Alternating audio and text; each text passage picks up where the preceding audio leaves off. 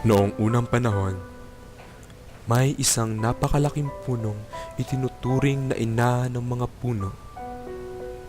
Ang pangalan nito ay Treyant. Nasa kanya ang kapangyarihang mapanatiling balanse at maayos sa mundo. May mga diwatang nangangalaga at humahawak sa mabuting enerhiya. At may mga kampo ng kadilimang nangangalaga at humahawak sa masamang enerhiya. Ngunit inaasam ng karimlan na maging mas malakas at binalak nitong sirain si Treyant. Sa pagsisira nito, unti-unting nawala ng lakas at hininga si Treyant. Dahil dito, dumami at kumalat ang negatibong enerhiya. Nawala ng balanse ang mundo. Naghari ang kadiliman at kasamaan.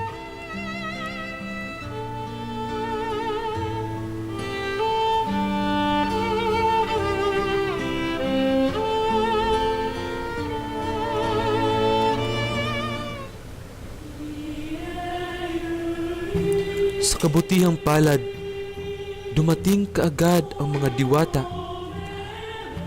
at ginamit nila ang lahat ng kanilang kapangyarihan upang buhayin at mapagaling si Treyant.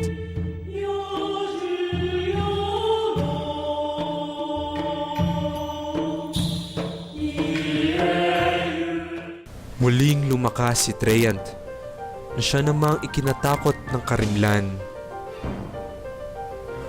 at ito'y napilitang umalis.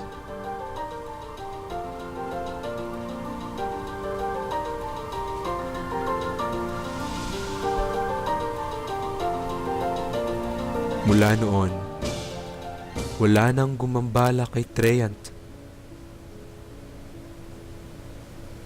Subalit,